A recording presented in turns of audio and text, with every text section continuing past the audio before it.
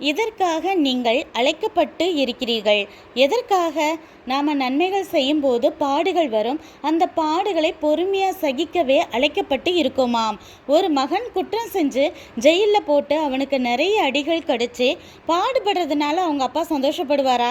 அதே மகன் நீதிக்காக வைராக்கியமாக நின்று பாடுபட்டா அவங்க அப்பா சந்தோஷப்படுவது போல தேவன் அனுமதிக்கும் பாடுகளை நம்ம சுமக்கும் போது தேவனும் சந்தோஷப்படுவார்.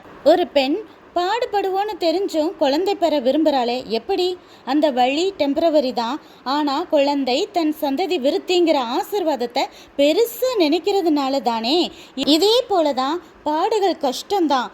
ஆனால் அந்த பாடுகள் தான் நம்மளை உருவாக்குது, பாவங்களை விட்டு ஓய வைக்கிறது, சீர்படுத்தி ஸ்திரப்படுத்தி பலப்படுத்தி நிலைநிறுத்துது, நம்மளை பாக்கியவான்களாக மாற்றி மேன்மையடைய வைக்கிறது. தேவனுடைய ராஜ்யத்துக்கு நாம் பாத்திரமானவங்கிறதுக்கு பாடுகள் தான் சாட்சியாம்.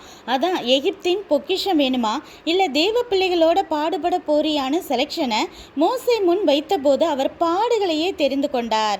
இயேசுவின் சிலுவை பாடுகளை குறைவானதை நாம் பாடுகளாக சுமப்பது பாக்கியமே என புரிந்து இனி நம் பாடுகளை ஏற்றுக்கொண்டு பொறுமையாய் சகிக்க பழகுவோமா?